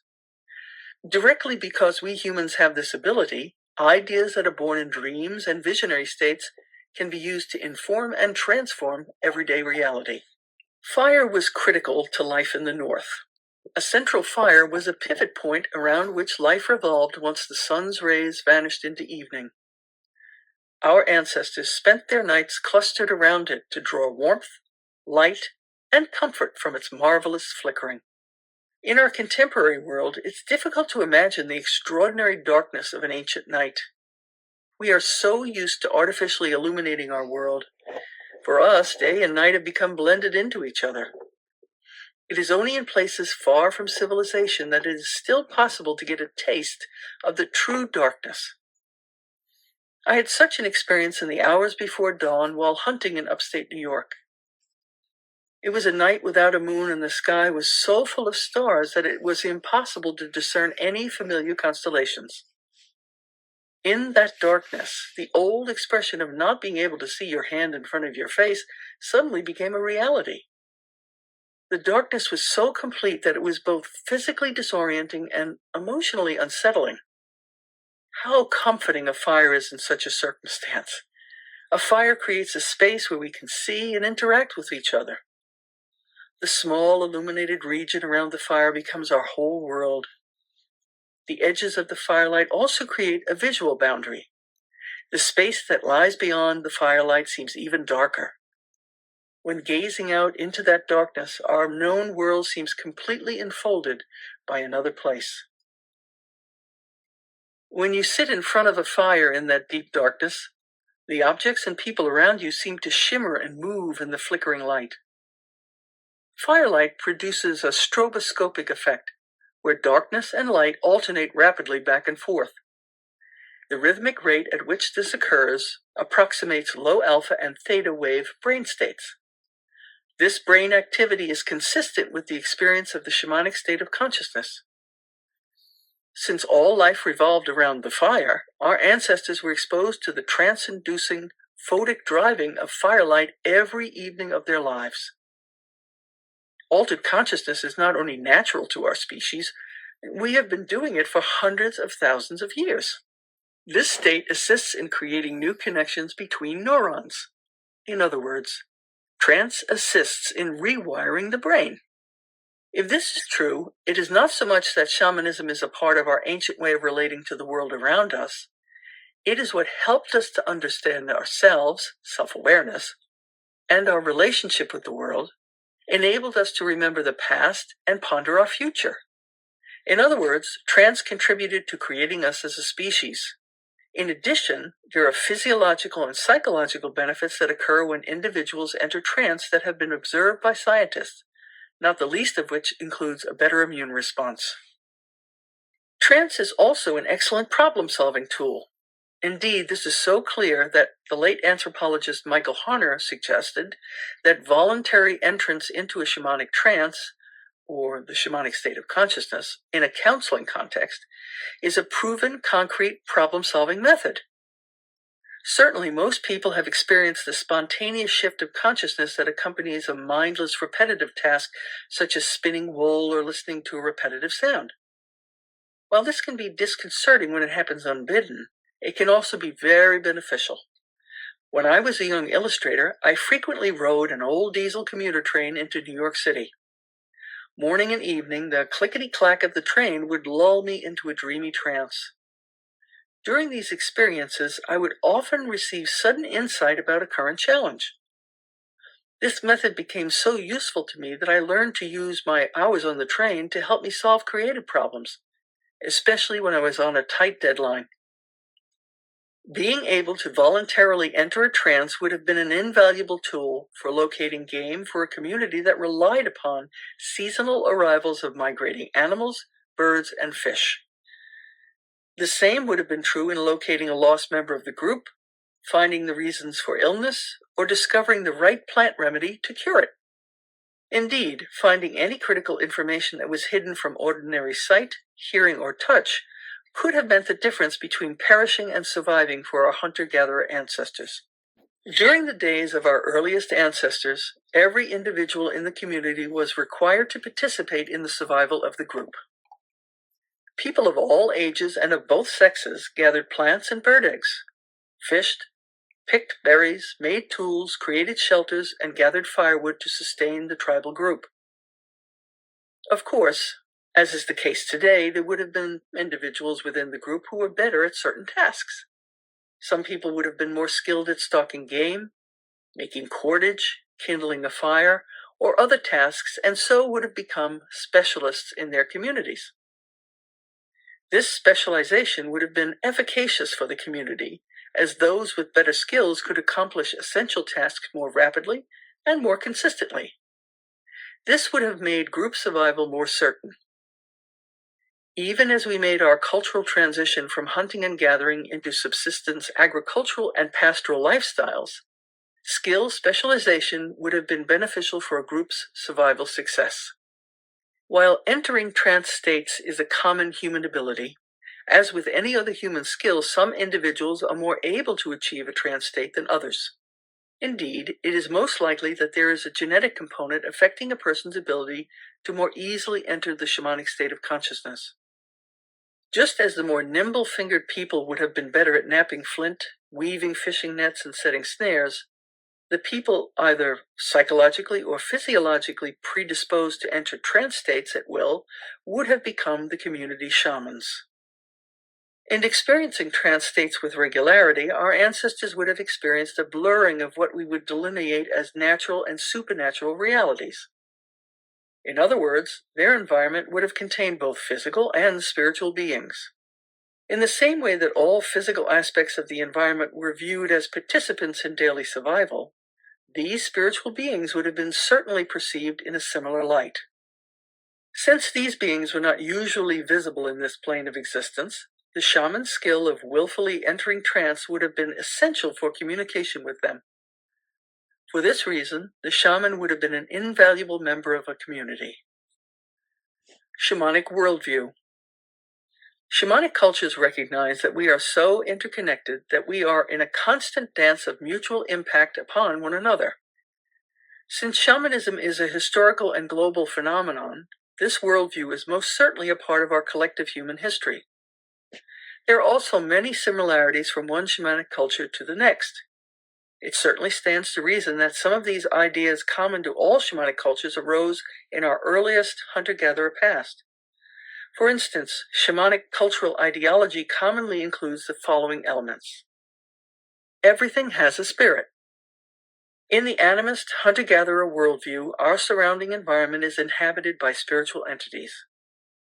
These supernatural beings have the power for both good and unbeneficial action. The power and influence of these beings may vary widely from highly constructive to detrimentally negative. The shaman can interact with spirit beings of many different shapes. These spirits may have human-like form, anthropomorphic, or animal-like form, zoomorphic, or may shape-shift between the two or have both human and animal elements, thereoanthropic.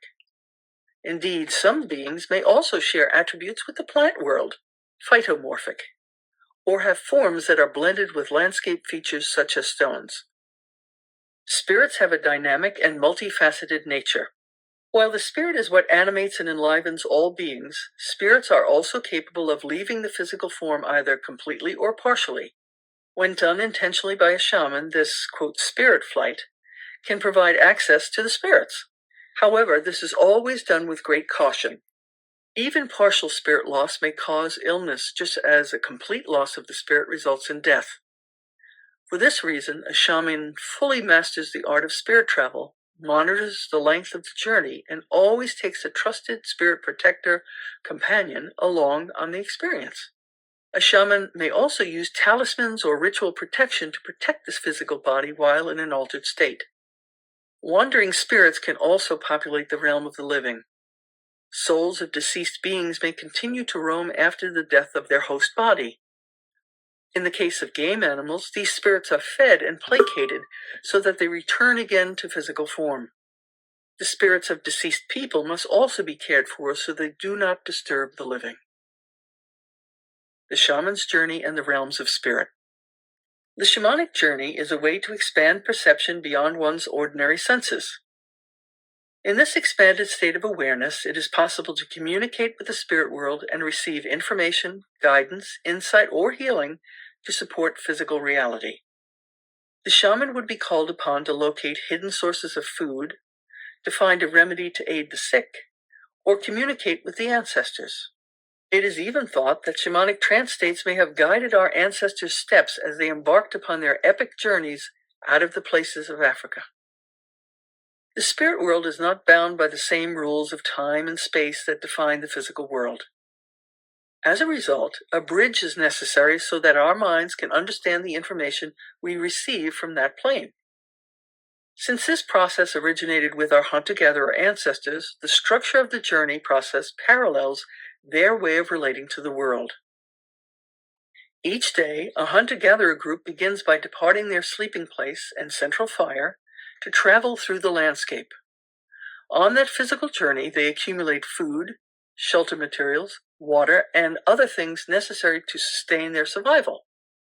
At the close of the day, the group gathers together by the fire again to share the bounty found on their travels. A shamanic journey into the realms of spirit has a similar framework and would have been used to gather what was needed for survival, but was unable to be perceived with ordinary senses. A shaman begins her or his journey in a starting place and then alters consciousness to travel through the spiritual landscape. Once the shaman receives what information is necessary, she or he returns to ordinary consciousness. To alter consciousness, a shaman may use many different methods to achieve trance or what is known as the shamanic state of consciousness, or SSC.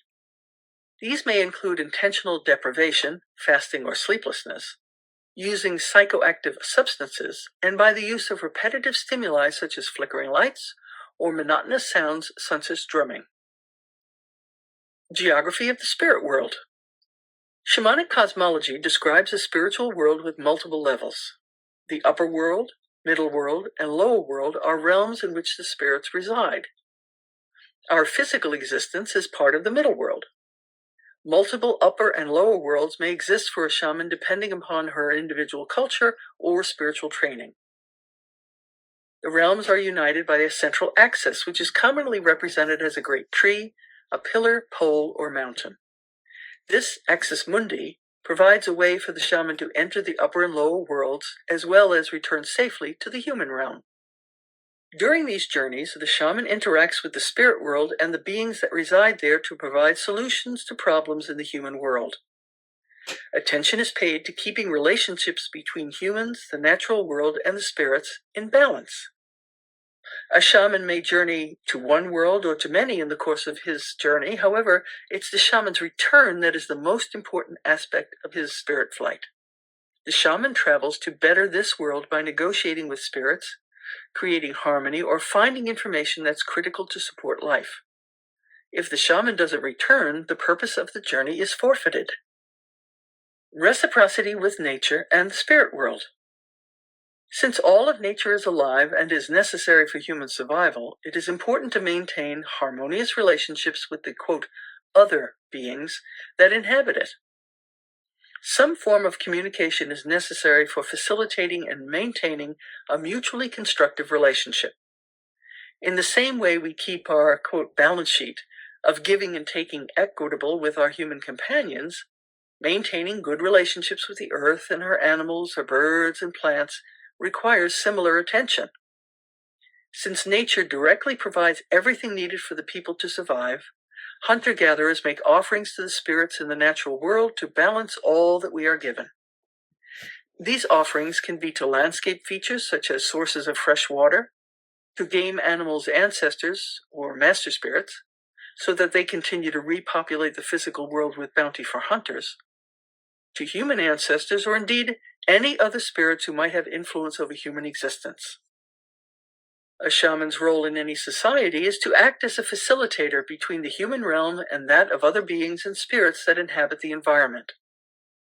Through interactions with them, our shaman ancestors came to understand that our intrinsic interdependencies are what sustain life. In a shamanic culture, individuals value harmony with their environment, as they have an intimate understanding of their dependence upon it. There is a value placed on cooperation and cohesiveness rather than a mastery and control over the environment, as there tends to be a deeper sense of the value of all aspects of life. I refer to this shamanic perspective of respectful interplay as reverent participatory relationship. This idea suggests that all interactions, whether with other humans, with the creatures of the physical landscape, or with supernatural beings, be undertaken in an atmosphere of consideration and honor. To encourage harmony, it is necessary to be attentive, to maintain mutual connection, and to care well for each other. I find the best way to start giving deep knowledge is always to sing and then tell a story. So I'm going to sing one of these JOIKs that I did yesterday, I told you. And JOIK is how the land sings in the north. And humans are there, in my opinion. We are there to give voice to those that have no voice. And land sings, or Mother Earth sings different everywhere. And I'm going to sing my land, and then I'm going to tell you a story so you can. This is an ancient myth. I'm going to invite in these lovely people that's going to, some are going to draw it, some are going to dance it. And I invite the children to join in.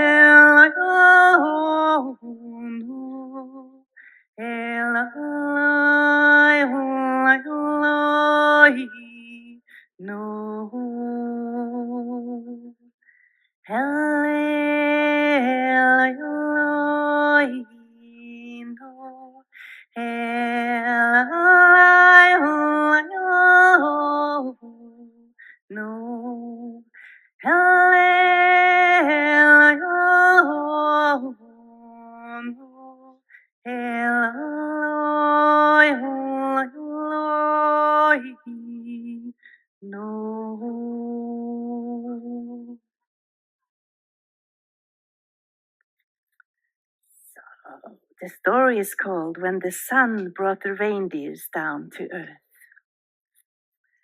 And a long, long time ago, in the time when the sun was a woman, her name is Päivi, and the moon is called Mannu. At that time, the earth was a good place for all humans, and the sun, Päivi, she looked upon all humans as her own children.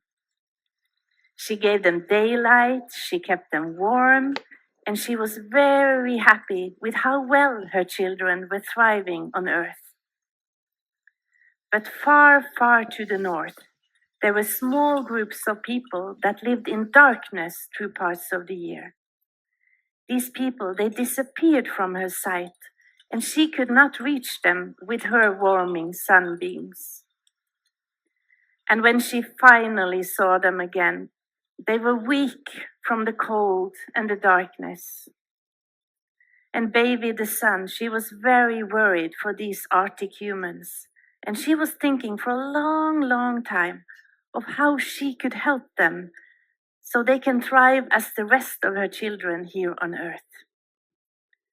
So she created the most beautiful being, the reindeers, as a gift to her Arctic children. She then sent the reindeers down to earth on one of her sunbeams. And the sunbeam, when it comes from the sun, it becomes the aurora that brings the reindeers down to earth. So they can land safely on the dark and frozen tundra. And together with the reindeers, she sent her own daughter, baby Njeda. So her daughter could teach the Sami people how to tame the reindeers, so they could live closely together. The reindeers, they are majestic beings. They are wise and strong.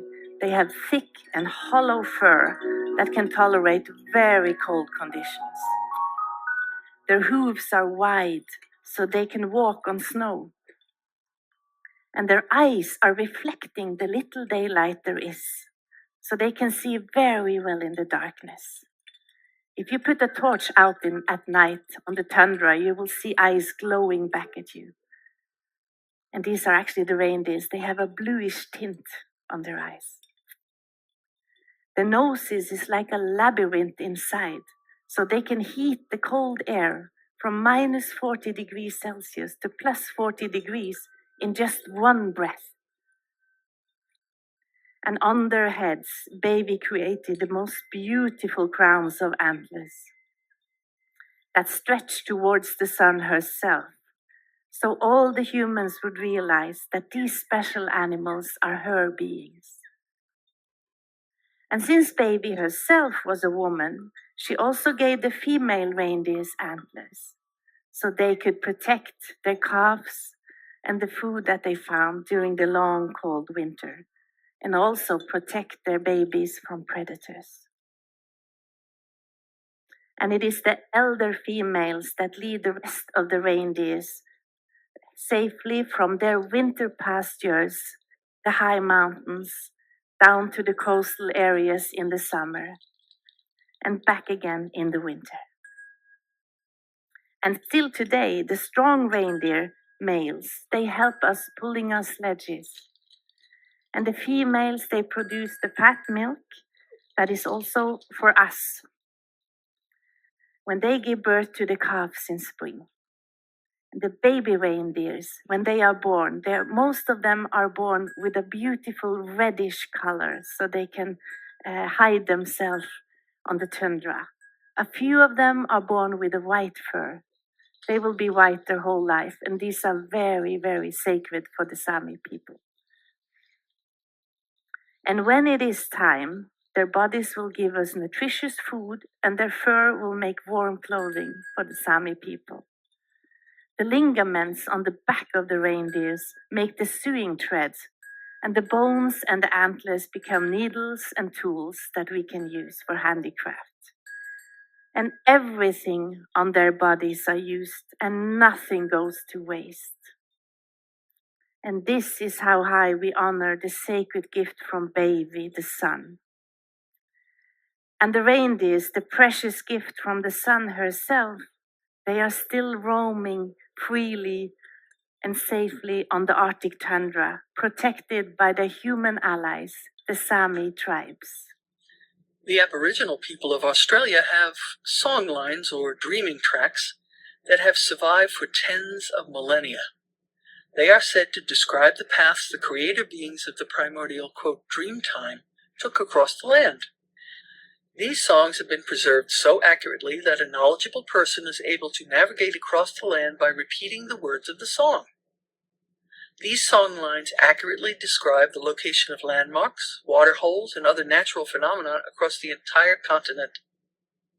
In North America, scholars have debated for over 2 centuries about the idea that memories of extinct Pleistocene megafauna, such as woolly mammoths, were preserved for thousands of years in the folk tales of northern Algonquin people and in the legends of the Casca of central British Columbia. Along with stories, people in oral cultures from the Arctic to the far Pacific have used string figures. which are complex versions of childhood's cat's cradle game, as mnemonic devices supporting an accurate linear transmission of mythical narratives. Rather than just relying on mental memory, the string figures make use of muscle memory to assist in preserving an accurate linear telling of cultural stories. Among the Inuit people, a string figure representing a large creature has been identified as the long-extinct mammoth. Oral traditions can also reflect shifting social values and other cultural changes. Some aspects of oral narratives conform to current political and social realities of their communities, while others resist revision and remain historically valid, scrupulously preserved features of orally transmitted memory.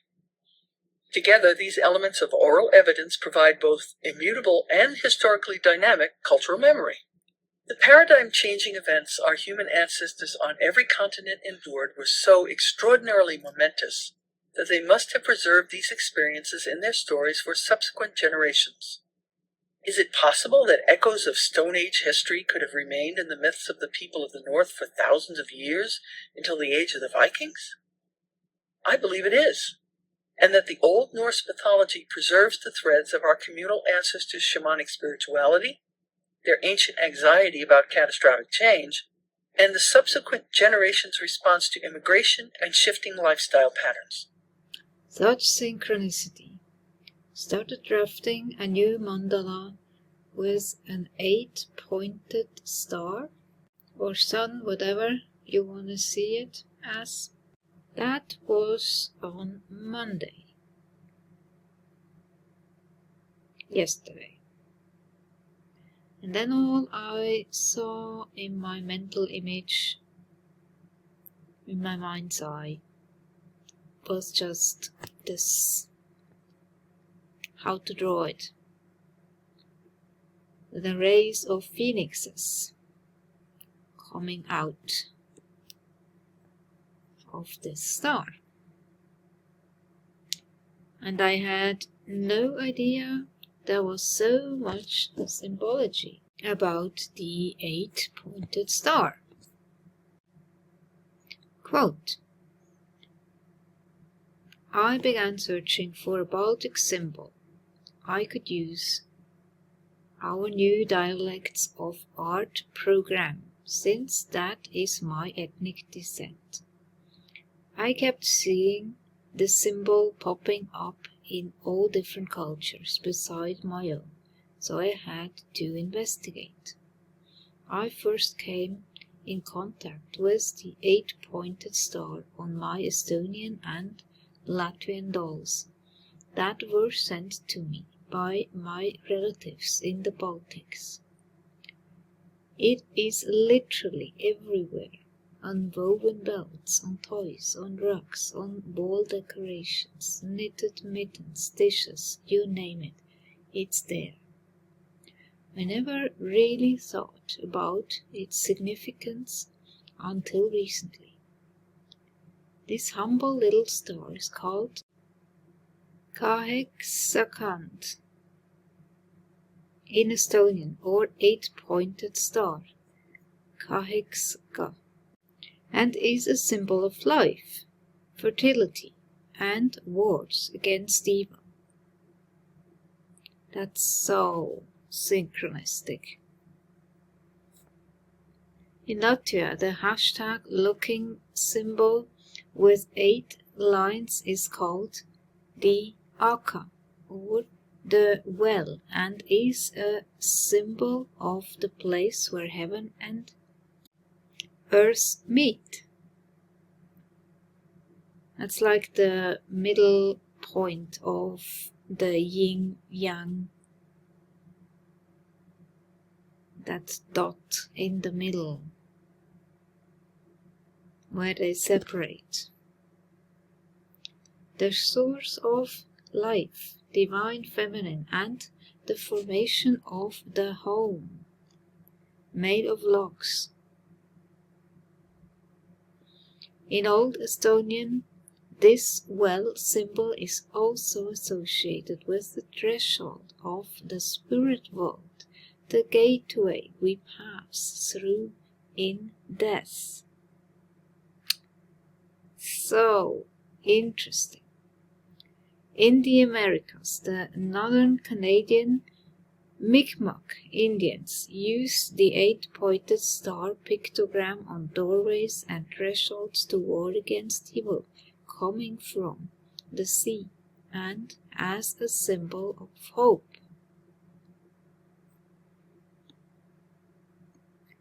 They call it Wapenyak, which in English means the coming of dawn. Egyptians believed that it represented 8 deities, 4 male gods and 4 female gods, known as the Octode.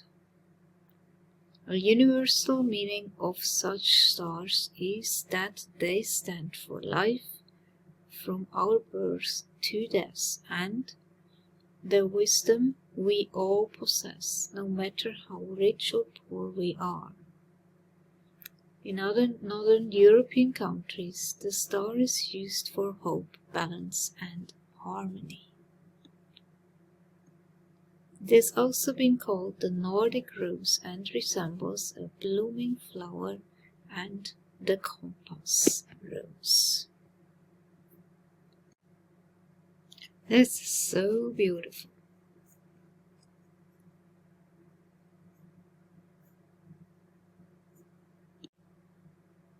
In carpet designs, an 8-pointed star also can be seen very often. It appears on Caucasian antique rugs woven by weavers who lived a simple life with little possession in their tribes and believed that the most valuable possession each man carries within themselves is wisdom. That is why the symbol is also called the Star of Wisdom. In Persian rugs, the star is a symbol of good luck and spirituality. A similar meaning is connoted with Turkish rugs, as the Turks believed that to see a star in your dream will bring good luck to you. Generally, in Oriental rugs, stars are symbols of protection against evil, summoning up the happiness. An 8-pointed star may be also connected with some kind of spiritual revelation. Many names and slightly different meanings mean one thing that is doubtless. The symbol is very old, used for centuries, and as the meanings are all positive, one can be sure that buying a carpet with an 8-pointed star motif will bring good luck to his home. This 8-pointed star in particular is intriguing as it is almost universal in its meaning and widespread in its distribution. It's nice to know my ancestors were in good company when they looked up into the sky and contemplated all that was governed by and held accountable to the stars. And about the phoenix, this is where the phoenix energy becomes unmistakable.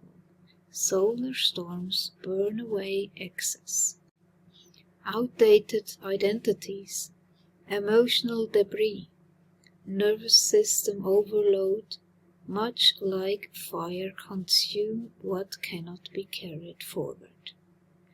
What remains is the essence, your essence.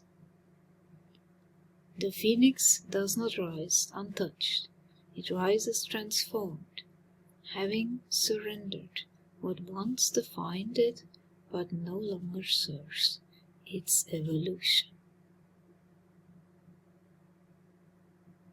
So there you have it.